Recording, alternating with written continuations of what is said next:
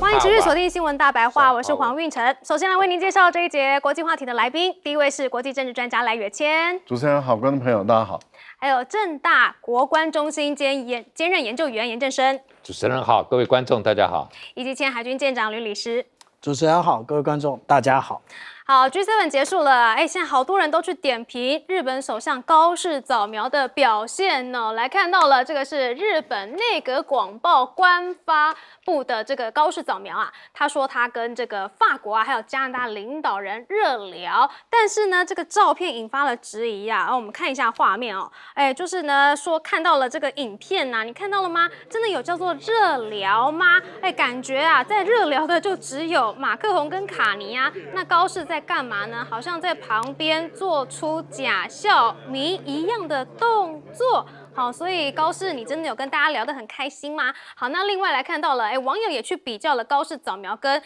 南韩首相李在明，南韩总统李在明的这个表现啦，哈，说呢他们两个啊其实都不会英文嘛，那都参加了 G7 峰会，但是啊，前者呢就是高市，他用这个假装表演来假装自己是主角，那么后者呢，则是带着翻译尽力的跟其他领导人沟通。更何况呢，在川普呀也是跟这两位领导人见面了，但是他跟高市只聊了5分钟，跟李在明呢是有场边会议谈了90分钟的啦哈。而且现在日本的网友也开始热议了，说啊，其实，在 G7 峰会期间呢，高市竟然是跟川普发生了争执哈，这个是这个日本网友的说法啦，说什么？说法国有一家大报资深记者透露说 ，G7 的这个首日宴会期间，高市跟川普发生争执，还是其他领导人出面调停才平息的。那争执的原因是什么呢？就是因为高市之前说了什么台湾有事的言论，让他觉得很恼火啦。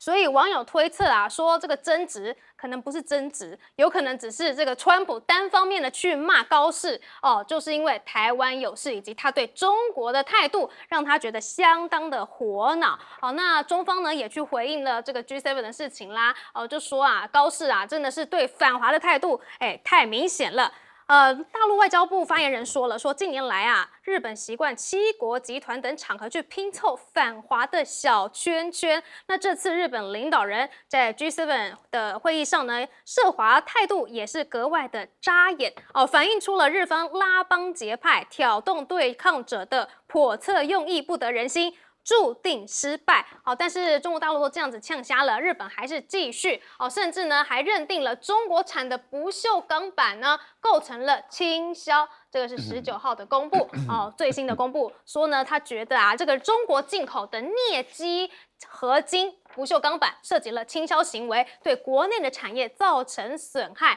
所以日方呢今后要研拟啊，是否要去课征反倾销税。好。这个日本呢，还是持续的对抗中国啊，态度也是很硬。但是呢，来看到西方各国的态度呢，都已经转变了呀。英国的驻陆大使魏磊，他17日的时候呢，来到了中共中联部副部长的陪同之下去陕西参访，而且他这个期间呢，还去这个走访了习近平年轻时下乡的梁家河村甚至呢，还去了一些什么杨家岭革命旧址啊、延安革命纪念馆啊、中国延安干部学院，还进行座谈交流。要知道这个地方其实是非常的偏远的在这个陕西但是习近平曾经在这里待了7年，所以呢，就有人分析啦，他是首位到访梁家河的西方大使去梁家河其实是很难前往的，所以他可以说是怎么样？想要打习近平牌吗？要做好英国跟中国通的关系吗？想要调整中英关系吗？那不仅仅是英国啦，来看到其他的国家，像是这个加拿大呢，中国商务部也说了，要跟这个加拿大来通过坦诚对话拉长合作清单啊。这个是中国商务部长王文涛在北京的时候会见了加拿大的工业部长，还有工商界代表双方呢就中加关系啊，还有这个交流企业啊。在华发展，还有彼此重点经贸关注来进行深入的交流。好，那还有哪些国家常常的在来中国讨论，就不用多说啦，像是马克宏也是嘛，甚至 G7 前还特别邀请中国来视讯啊。那德国也是啊，要重启电动车补助啊，这也会惠及到中国品牌了哦，所以就很多的国家现在都想要跟中国打交道，就连法媒也说了，说现在北京想要打造成什么，自己是新华盛顿呢？北京在疫情的时候是孤立的状态，到现在已经是国际政治中心了哦，西方的政要接连到访，联合国官员呢也肯定中国大陆的这个全球倡议哦。习近平正试图的把北京打造成新华盛顿。那评论也指出啦，北京几乎周周都有外国政要到访啊。北京人民大会堂外悬挂的国旗是频繁的更换也成为了北京现在真的是外交非常热络的一个缩影。所以全世界都抢着要跟中国来合作。是不是真的就只剩下日本在反华呢？我们请到赖教授。其实日本高市早苗去出席一个 G7 这样的一个会议因为这是每一年都会开的会议，只是说主办国不同，所以在不同的地方开会。其实他只要他的这个官方的媒体如实的报道，我想这些都不会引起很大的关注但是问题就在于他们太想要这个对日本他们其实是不是对外，是出口转内销也就是要对日本来讲述说他们的高市早苗多么的会搞外交，多么的受国际的欢迎，多么的在 G7 里面这个长袖善舞，呼风唤雨，所以整个 G7 的这些国家都环绕的这个高市早苗在走，所以他就开始膨胀的、夸张的夸饰了。例如说，他说他跟川普讲话然后洋洋洒洒的讲的台湾的问题，讲的稀土的问题，讲的中国的问题，讲的贸易的问题，讲的关税的问题，讲的中美的问题，讲的日美的问题，讲了一堆。但是问题就是大家发现说，你们讲这么多，大概花多少时间？如果依照你们官方所公布的，那至少也应该谈1个小时以上，甚至到2个小时才有可能谈完嘛。结果大家发现5分钟怎么可能谈那么多呢？上次你已经过度膨胀了，因为上次一个在飞机上，他当时高市早苗也在搞这个移花接木。他说，川普离开中国的第一时间，马上打电话给他，结果美国一看不是这样所以美国自己白宫公布了，说是日本时间晚上7点半通上电话，而当时川普是下午2点半到3点半之间离开北京的，那所以等于是隔了4、5个小时以后才跟他通上电话，而且讲电话才讲了10几分钟。大家一算，10几分钟如果扣掉彼此之间的翻译，那么再加上你能讲话的时间，每一个人不会超过8分钟。那既然不会超过8分钟，怎么可能洋洋洒洒的？然后川普跟你介绍他来访中的时候3天所有的行程，大家都知道你在说谎。结果这一次又去了以后，5分钟能谈这么多，大家更知道你又在说谎。然后因此这个事情就被凸显了嘛，大家都开始关注了你所谓的很会外交，然后大家都开始注意你了以后，发现他们在 G7 的这个首脑峰会的时候，发现6个国家的领导人都彼此之间都在1对1的会谈，或是3方会谈，都在那边场边都聊起来了，在等待开会的时候。结果高市早苗一个孤零零的一个人就坐在那边，没有人跟他搭讪，也没有人跟他这个聊，然后就看到他无聊到最后的时候在那边转椅子，蛮可爱的。对，你们觉得很可爱，可是很多人就觉得说他可能要不就是要这个去除他的焦躁要不就是要去除他的尴尬，要不就是因为他实在是太无聊了，所以只好滑来缓冲自己的一些情绪那也就是说，他事实上是被孤立的，他事实上是没有人要跟他搭理，结果到最后一天要开始大合照了。哇，你看这个日本的官方怎么办呢？因为都一直被骂，从第1天被骂到第3天，那怎么办？再做一个假新闻，说哇，他跟法国、加拿大等领袖谈得很愉快，人家马上去看你们谈了什么，一看不对没有人理你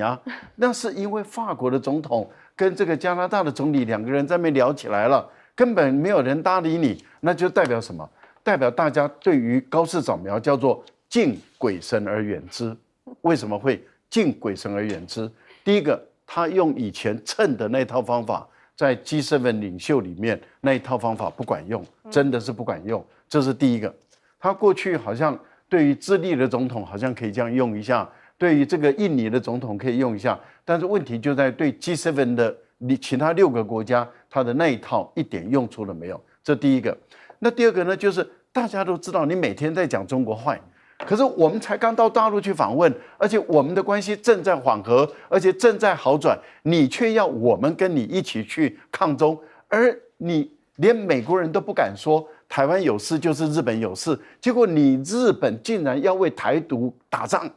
大家又知道你不是这个咖，你也没这个能耐，然后所以你在演假的，你要把我们拖下水，对不起，没有人要跟你一起玩。所以他就变成一个人在那边孤零零满场走，然后想办法要拉人，然后来去套他2句话，然后赶快登出来。结果事与愿违，一句话都没有，因为每个国家的领袖都清清楚楚你要玩什么把戏。这就是高市早苗，我觉得何必把自己弄得像小丑一样？就是日本太反华了，反华到现在自己没朋友了吗？我们来请教严正声教授。我想第一个，你拿他去跟李在明比啊，我都觉得法国总统马克宏啊，你为什么？因为你可以决定邀请的贵宾啊，哪个国家啊？我们看到印度的总理莫迪也去了，然后韩国的总统，他们不是 G7 的，但他们有被邀请参加。你邀请李在明，其实就是对高市有一点点不敬啊，因为这2个国家的竞争性很强啊。结果你邀了李在明，那我觉得这个高市大概不是很开心的，因为他要独享。日本是亚洲啊，这个特别是啊东方唯一可以参加 G7 的，就竟然你邀了这个李在明，那李在明也愿意今天翻译去跟人家去互动。那高市真的我在猜英文可能不是很好啊，所以没办法跟他们互动。那可是我们看那个相片里头，他旁边站的是谁？站的是非洲肯亚的总统 William Ruto。我们知道啊，日本跟非洲有长期合作援助的关系，从1993年开始就有一个这个联合国的发展计划，叫做日本叫东京非洲发展这个会议。那这个会议过去就是一直在东京举行，结果大概日本觉得说跟大陆竞争不够啊，所以要改它，本来是每5年，它就改成像大陆的这个中国非洲论坛一样。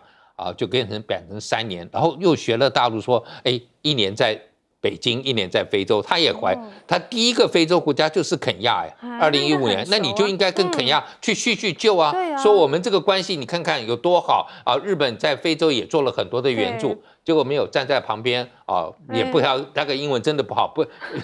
没办法讲话，我觉得真的是很尴尬。但是我自己认为最近也看到高市，其实他身体状况也不是很好，抖得蛮厉害嘛所以他可能又要维持他的这个体态姿态要保持很好，那所以就没办法兼顾太多的事情。但无论如何，他今天参加这个 G7， 感觉上就是你好像是被 left out 就被孤立了。那我觉得这个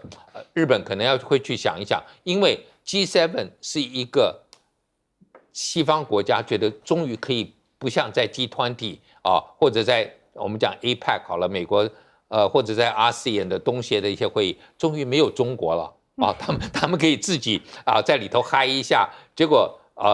当然，可是他们也面临到现实，就是说中国不在，可是中国的这个感受，大家都还是在那里所以日本你再继续玩这个东西下去，我认为是会受到很大的挑战的。那另外我们来看到了，川普竟然是在 G7 去训斥高市吗？可是不是在记者提问的时候，川普才说，高市是他的头号川粉，而且还说。高市带领日本带领得很好吗？那为什么会传出他在那边去骂高市呢？我们请教小舰长。其实我们讲到网红那个修理这些粉丝不是没有的，那而且呢，你一直在烦我那而且烦的事情正是与这个川普他的一个定位正好相左的。我们来看这个川普连这个跟伊朗签订这个和平协议的 MOU 的时候，他都要感谢中国大陆了。那如果这时候，其实我们目前从这个外交场域看来是没有中国的角色。那事实上，在那个其他方面有没有我们不知道。可是川普不断的在提，最起码不看天色进门也要看脸色吧。那一般来讲，我们看到这个高市早苗以前他都是非常会看脸色的，所以大家有讲他是类似这个妈妈桑的外交啊。那这也是大家怕他的原因。为什么？因为大家几乎都结婚了嘛，你一上来就是一个熊抱，我回去要怎么交代啊？而且熊抱那也要抱漂亮一点的啊，对不对？那结果没想到却变成这个样子啊。那至于说中国大陆啊，其实我们来想一想啊，截至啊6月8号以及6月9号。那个习近平主席才刚刚到了这个北韩访问，那这个是他今年的第一次出国。那他为什么第一次出国？因为大家都来啊，大家都来中国大陆，不用你出国，大家都来看你啊。那来看你这个部分呢，也就是说还等不及你你到这些国家来，我就先来拜访你了。那这里面呢，除了去年12月的法国总统马克宏之外啊，另外我们看到1月份有爱尔兰总理、加拿大总理、芬兰总理、英国首相、乌拉圭总统，2月有那个德国的总理。那接下来那人真多啊，那我们就不用再继续念。那其实还有关于这个川普啊，还有这个普丁啊，那还有武器级。那所以我们这样子看也就是我们现在几乎已经看到了以前我们历史所读的，也就是万国来朝啊。那现在讲这个万国来朝，其实好像跟那个来朝见跟现在的外交的这一个礼仪有所不同啊。但是如果花若自开啊，花若盛开，蝴蝶自来。那也就是说呢，大家都看上了什么？中国大陆的发展。那而且到中国大陆去跟习近平那个见面之后呢，通常都可以突破一些外交困境。那这个也就是我们看到各国的领袖为什么想要去这一个中国大陆拜访的最主要的原因啊。那刚刚其实赖老师讲了一个很重要的事情啊，那大家一定要从这个话里面来捕捉一些讯息。那也就是他说这个大家对于高市早苗都是敬鬼神而远之啊，他一定不是神。那他到底是什么呢？我相信那个各位观众朋友自有公评。好，所以现在中国大陆真的是得罪不起啦，因为它的市场真的很大啊，大家都想要跟它有一些合作啊。除了市场大之外，它现在的军事实力也是越来越强了。要看到现在呢，解放军又在秀肌肉了，而且他还说我真的是敢开火的哦。这个是陆媒发布了影片称什么中国海军054A 型导弹护卫舰红河号早前呢，在中国海域门口遭到了外舰挑衅，那么外舰就像开车一样逼近，局面紧张，所以该舰边航行边动员，之后紧急装弹中方的舰员手指就顶在发射舰上，随时都可以来开火，所以就是说，你西方的势力小心一点啊，我是真的敢跟你打下去的哦。好，另外来看到了它的福建舰也是一样非常的厉害啊，它的电磁弹射的核心部件动子的运作影片也是曝光了。来看到这个是央视发布的电磁弹射测试画面。在距离并不长的弹射跑道上面呢，电磁弹射的核心部件动子完成了高速爆发和瞬间减速为零，弹射战机只需要2秒钟。看来这个福建舰真的是非常厉害，这是编队已经不远了吗？好，除了这个福建舰之外呢，中国大陆是不是又有新型的核潜呢？核潜舰呢？因为这个之前呢，有外国的社群媒体公开了一个卫星照片显示在这个中国江南造船厂呢，出现了一艘呢，这个尾壳极为低矮、体型显著增长的一个新潜舰。这个位置呢，其实就是之前福建舰它进行暗器试车时所停用的这个泊位。那有分析指出啦，这个舰艇是采用跟095型攻击核潜舰相同的 X 型尾舵，很可能呢也配备了无轴这个拓喷推进剂，出现在美国核潜舰面前呢，会是一片充满危险的一个未知静默。好，所以面对这个中国大陆的军事实力啊，美国在干嘛？竟然是在乌俄战争邀起弓来了。好，明明就是乌俄战争都已经持续超过4年了，那乌克兰是在18日啊，又出动了近1000架无人机去袭击俄罗斯全国。那200架无人机呢是奔袭首都莫斯科，这个是2年来的最大规模的攻击。好，但是呢，美国的副防长怎么说呢？他说啊，美国啊会支持乌克兰的责任转交给欧洲，这个政策进展良好。北约成员国持续对乌克兰提供支持，对于维持乌克兰对抗俄罗斯的战斗是至关重要的。好，那美国的海军陆战队 F-35B 呢，也首度部署到了芬兰。好，这是北约近期在欧洲举行的这个联合军演，试图要提升盟军的空军司令部指挥以及控制能力。那么这个期间呢，美军的 F-35B 啊，就首次在这个芬兰进行了公路飞行训练。但是其实美国对北约的态度大家都非常明白啊，就是不断的在撤军嘛。好，那甚至这个赫格塞斯啊，他之前也批评了北约盟友，来听一下。And for too long, NATO has been a paper tiger and a one-way street. No more. The United States has defended Europe for generations. And the president said, all he said was that our jets would need to take off from bases in Europe or our ships from ports to strike targets in the Middle East. But too many of our allies said, no, it was shameful. I'm announcing today a 6-month Department of War review that will examine America's force posture and basing in Europe. 好，这就是美国对北约的态度。那么中东呢？然后来看到了，不是美伊谈判谈得不错吗？结果现在瑞士证实了，说伊朗代表团出发之前临时踩刹车了。原本今天就是6月19号要举行的会谈，伊朗呢不会登场。那么白宫发言人呢，昨天也是以后勤安排困难为由，范斯也取消了原定在今天要出席这场谈判代表会谈的行程了。而且在这个去之前呢，范斯还特别警告小老弟以色列说别不知好歹。好，因为以色列强烈不满美国跟伊朗这个签的量属备忘录嘛，那么范斯就喊话以色列啦。我们来听一下他是怎么说的。Donald J. Trump is the only head of state in the entire world who is sympathetic to the nation of Israel at this moment in time. Is that over the last 3 months, 2/3 of the defensive weapons that have protected your homeland have been built by American hands and paid for by American tax dollars. The problem for Israel is not Donald J. Trump. And anybody in Israel who thinks their biggest problem is the President of the United States needs to wake up and smell the reality of the situation that country is in.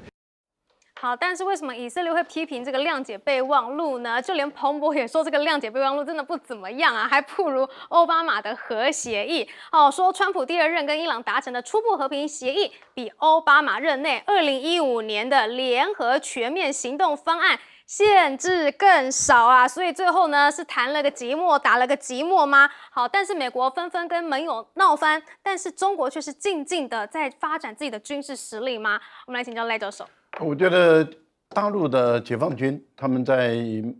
面临美国的挑衅的时候啊，我觉得他们的作战意志是很高昂的，而且很坚定。也就是说，美国不要去以为中国大陆会胆怯。我觉得在这个部分里面，美国真的是不要开玩笑，因为大陆是随时可以跟你打起来的啊。所以美国自己如果说真的要一而再再而三的去测试说哪一天大陆会不会往后退一步让一步的话，我觉得美国这样做的话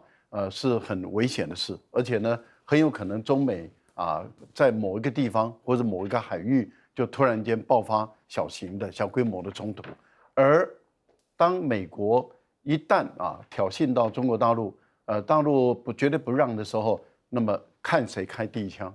如果美国开第一枪的话，那大陆马上就开始反击了，而且是全面性的反击。但是如果美国不肯开第一枪而越来越逼近的话，坦白说，中国大陆的军舰是敢撞美国的军舰的，而美国的军舰基本上是不太敢撞大陆的军舰。我觉得这个每一次屡试不爽啊，所以每一次到最后都是美国的军舰转弯跑掉。那一次一次的丢脸，他们还要玩多久？我觉得这点是让我们觉得很匪夷所思，就是不太理解美国人到底在想什么啊。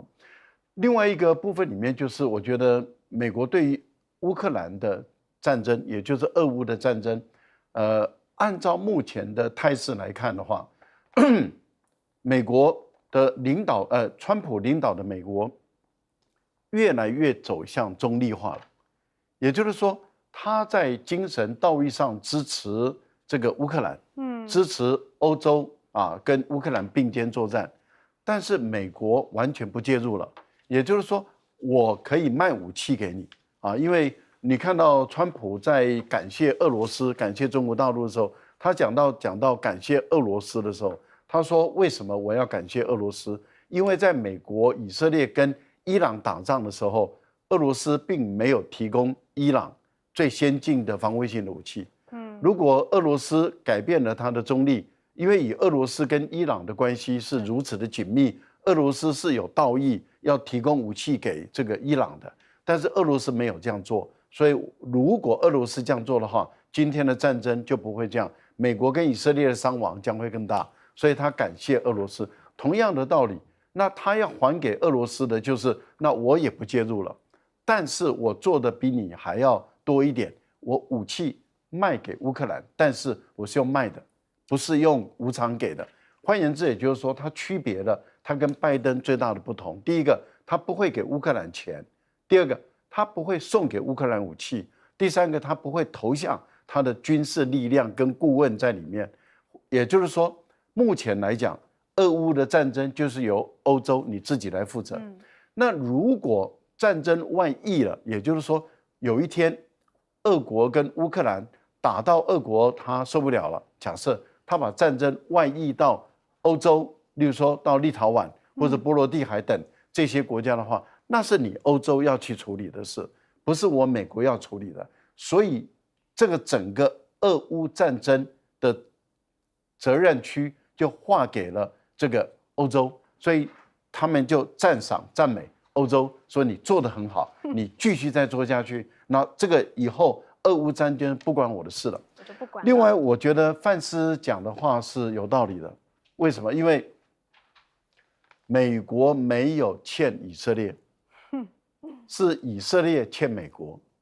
那你以色列既然欠我美国，你以色列对我美国的所作所为，如果还说三道四的话，那我会翻脸哦。这个就跟当时川普对泽连斯基翻脸一样，就是我没有欠你啊，是你欠我啊。你如果还指责我的话，那我就翻脸了，我就开始要骂你了，而且会骂得更凶的时候，你只能跟我说感谢，你只能跟我说感谢。后来那个泽连斯基就跑到美国去，谢谢你，谢谢你。那现在其实美国已经叫范斯警告以色列了，如果你再批评我，那我会翻脸，到时候就是你来跟我说感谢了。如果有一天啊，美国有某一个，例如说他的国防部长，或是这个卢比奥，或是范斯站出来说，你要跟美国人说谢谢，你要跟川普人说谢谢的时候，情况那就以色列就是另外一个乌克兰了。哦，没有想到以色列竟然今天有这样子的地步啦。不过我们来看到了解放军发布了这个影片，是不是代表说他真的准备好了？如果擦枪走火的话，他们也准备要全面开战呢？小舰长。全面开战是不会，可是可能会造成例如说直接的打出这一个热焰弹，或者是直接拿这一个射控雷达，或者对着，然后或者是直接进行电子攻击啊，那这都是曾经发生过的事啊。那我们这样讲啊，现在美国的战略收缩已经成为一个事实了，也就是我们看到原来在川普第一任期的时候，也就是8年前，他把原来的太平洋司令部改成叫做印太司令部，也就是印度太平洋司令部。那现在又改回去了，为什么要改回去？也就是代表印度他管不了。那至于说常常讲到的印太战略的中心点，其实不是台湾，其实真正的是南海。我们有多久没有听到南海美军曾经进行这一个航行自由行动了呢？代表他们战略收缩。那战略收缩，真正我们要看的是对手，也就是解放军的部分，也就是我们现在看到的潜舰呢。那我们看到说有关于它的2型潜舰，那这有一个是095，另外一个可能是无人载具啊。可是我们看到这个 Naval News 直接告诉我们，过去5年内，中国大陆已经下水约15到20艘的潜舰，而且包含了8个型号。那意思是什么？不同的型号代表不同的功能啊。那也就是说，我们想一想啊，我们一天到晚喊抗中保台，可是呢，我们5年之内是不是也只完成了1艘目前为止都一直交不了舰的海鲲呢？那我们来看啊，最近所看到的，在这个江南造船厂的，也就是在南边这个位置的，其实也就是我们看到的这个，等于是没有帆罩，那个中国大陆称为围壳，可是我们台湾称之为叫做帆罩，就是像帆一样的罩子。那个罩子里面是什么呢？那也就是潜望镜啊，或者是雷达啊，电子的征收系统啊，等等等。那我们来看啊，这个是095的位置，它生产的位置是在这个我们讲到的渤海造船厂的这个部分啊。可是呢，大家095已经够吓人了。可是大家现在看到的是这个江南造船厂的这个照片呢。第一个，它使用 X 型舵啊，那有别于以前的十字型舵，那也就是它的转向更为灵活。那另外一个部分，也就代表它实际上是可以坐底的。那看到前面这边，也就是我们讲到的这个帆罩的部分是很小的。中国大陆对于这一些的研究，不是我做来试试看，其实他们是有实际上做推导的。我们现在看到这个是中国大陆在欧洲的一个期刊上面，因为其实现在中国知网越来越难查阅论文啊。那我们来看这一个我们讲叫做原级039的这一个潜舰呢，它上面这个帆罩凹凹凸凸的，大家以为它随便做，没有，它其实都是论证过的。可是我们这一次最主要看到的是什么？也就是这一艘在上海的这一艘，它上面有很多的通气管，而且是由货柜送进去的。意思是什么？它其实在进行暗气试车，暗气试车只有核动力才需要。所以我们现在来想想，当这一些装备不断的下水，不断的出厂的时候，那实际上来讲，那这也就是美国为什么要战略收缩的原因。没错，这个中国大陆的潜舰是一艘比一艘还要厉害。不过我们来看到了，美国警告以色列，那以色列的媒体也批评这个美伊协议，所以现在两国的关系降至冰点了吗？请教严老师。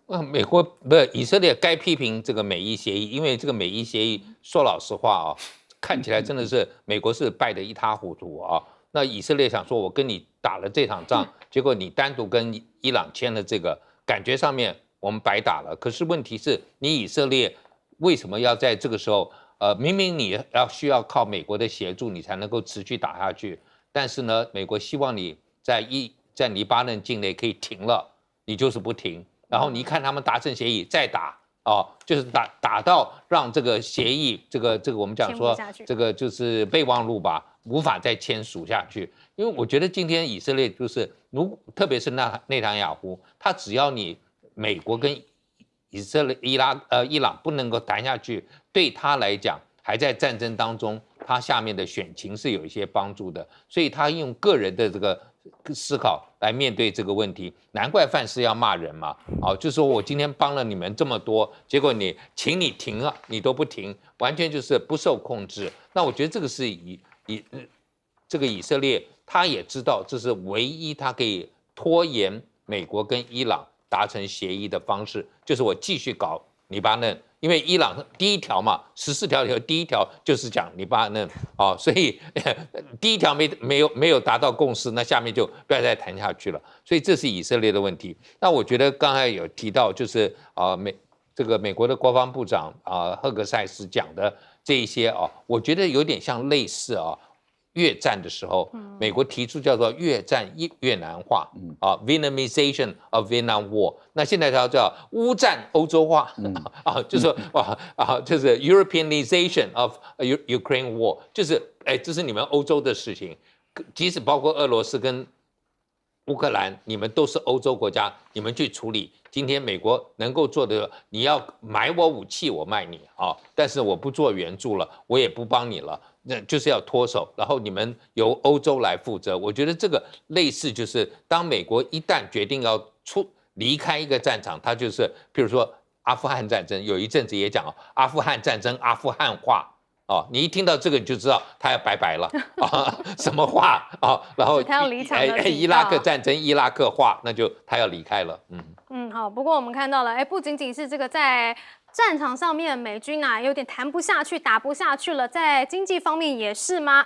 ？4月外国增持的美债日本增加最多，但是呢，我们来看到了中国的部位是2008年来的最低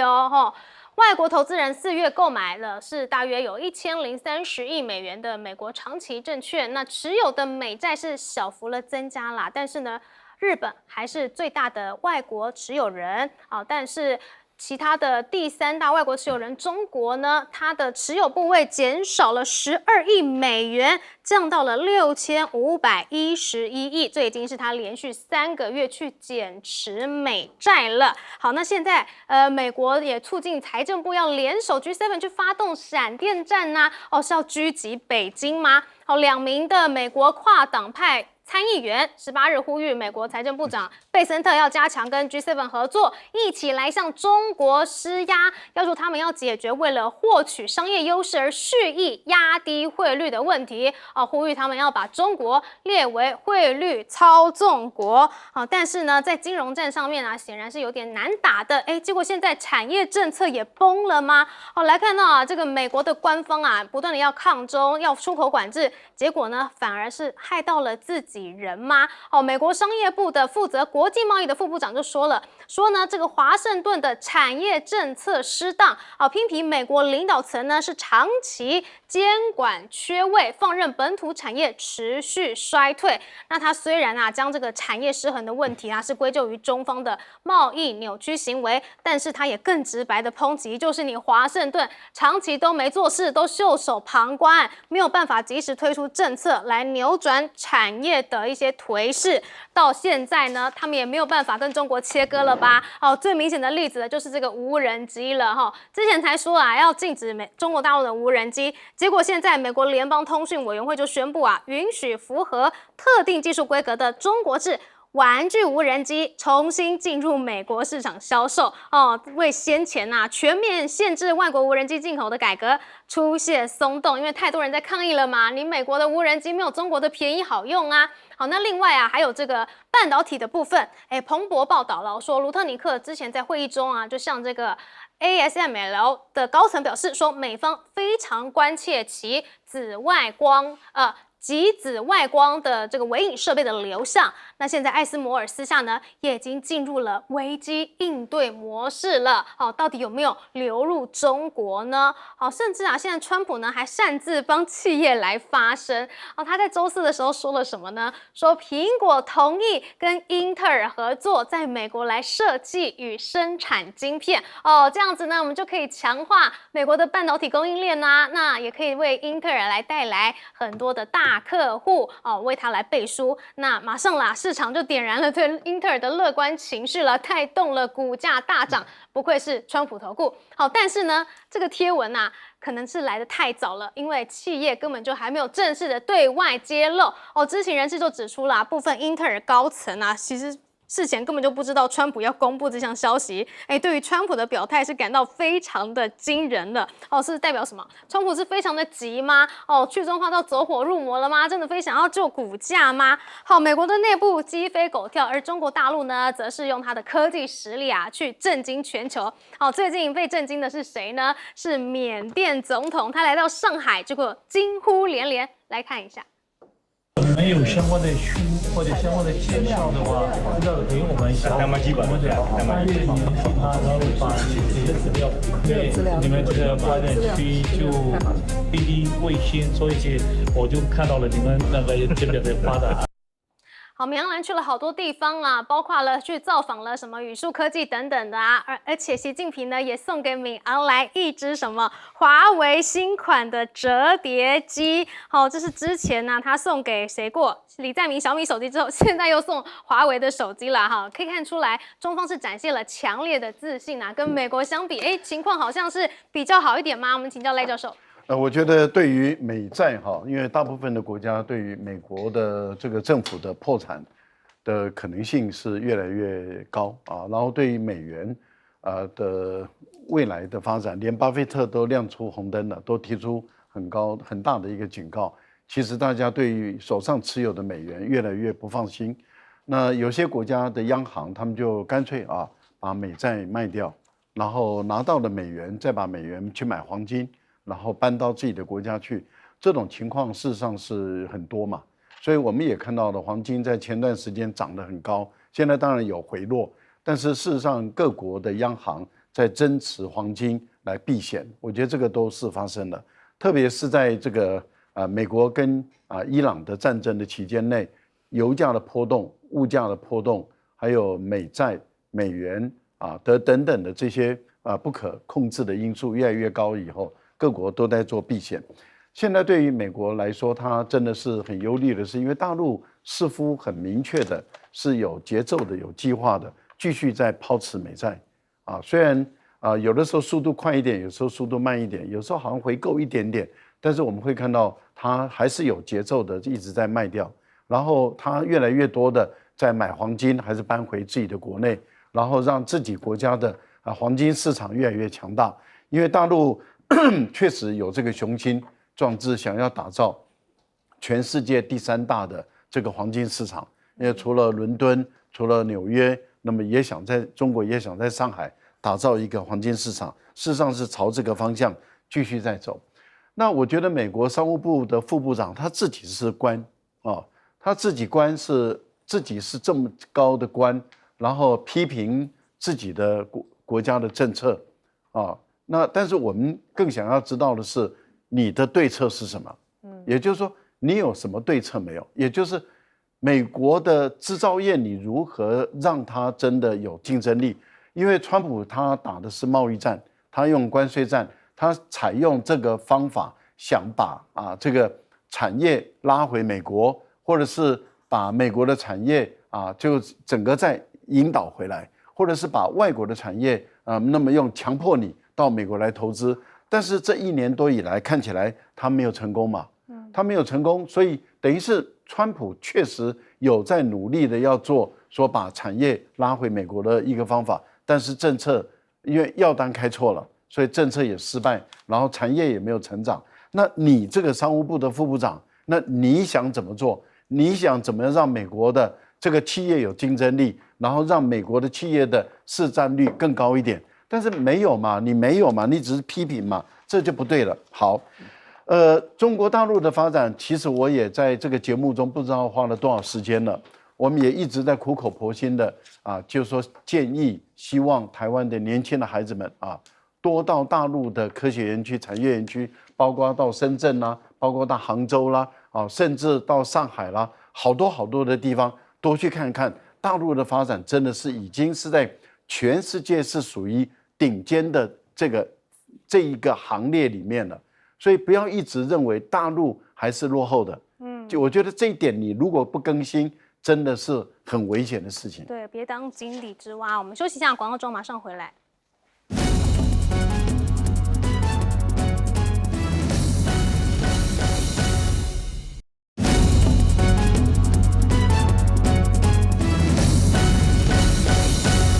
缅甸总统访中，这个感慨实在是太发达了。我们请教严老师。我觉得大陆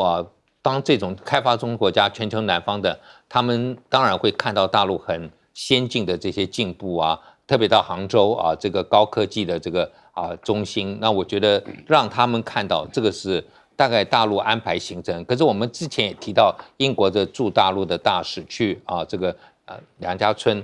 梁家河去这个陕北。那这个又是另外一种，就是明明知道这地方是比较落后的，对，很偏僻但是呢，这是习近平曾经待过的。我觉得就是英国在抱习近平，对某种程度就是说我认同你。过去你知道，在二次大战期间，有美国的那种亲共的记者会跑去陕北去窑洞去访问毛泽东啊，那种是亲左的嘛可是当美国跟大陆在对抗的时候，大概不会去把这种故事挖出来。可是现在看起来就会所以大陆就是两个，就是我可以给你最高的，然后我也可以给你让你知道我的出身是什么样子，我怎么走到现在。那我觉得缅甸看到大陆我觉得很多东南亚国家就想说，我们大陆几年以前根本二次大战结束，不见得比缅甸好多少，可是现在你看差那么多所以他们会去检讨。那另外就是我在讲说大陆那个美国就批评大陆那个就是在汇率在操纵，我要讲真话，大陆人民币现在升值不少。对呀，我也觉得。如果真的要讲操纵应该是台湾。我觉得我们真的是被低估了我们的台币，你看我们的经济成长多高按照过去80年代那个时候，美国就已经要求你一路升值了。可是美国因为现在对台湾，我也不知道是不是因为我们跟他们还继续送钱过去，所以他没有要求真的讲起来，现在要真的被低估的是台币，真的可能被低估还有一个日元嘛，日元应该要升一点，日元太低了。那大陆人民币其实不算低，但是每一次只要有冲突，他们就拿这个出来说大陆是汇率操纵国，汇率操纵最厉害以前是台湾了。好了，这个就是我们台湾自己内部的问题了。我们休息一下，广告中马上回来。你说是不是？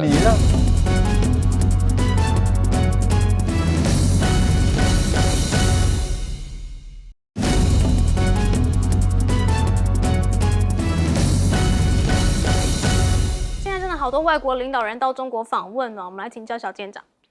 其实如果说我们看到缅甸总统敏昂莱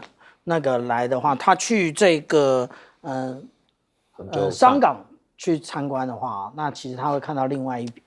一番景象。例如说，我们看到这是以前的跨运车，也就是所有的这一个货柜进来的时候呢，它都是用跨运车把它吊起来，然后进去堆放。可是我们现在到中国大陆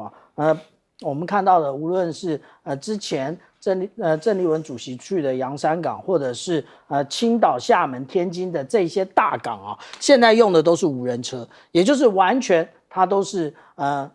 识别你的这一个货柜上面的这个条码，然后它直接的把你运到该去的地方。那不是只有跨运车而已，还有运输车。我们以前看到的运输车前面都是有一个人开着车的，但是现在都没有。那现在都没有，它怎么样充电呢？其实当它运到指定位置的时候，我们看到这里有一条，当它直接滑进这个位置的时候，它就已经开始充电了。所以我们讲到说这个是我们看到中国大陆的现在场景，可是对于很多国家来讲，这是未来的场景。那所以呢，我们讲说刚刚我们有一个观众说这个新能源车才是未来，的确是那敏昂莱其实这次来，他对于中国大陆呢有几个部分那一个部分也就是我们讲到的有关于角漂的部分角漂的部分，其实这是我们看到的角漂港。那但是这个是有关于中国大陆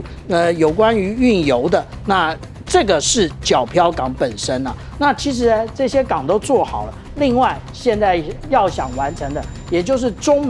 缅铁路的第二部分，那也就是它直接从这个曼德勒一直到角漂。那我们看到有关于中国大陆段，有关于这个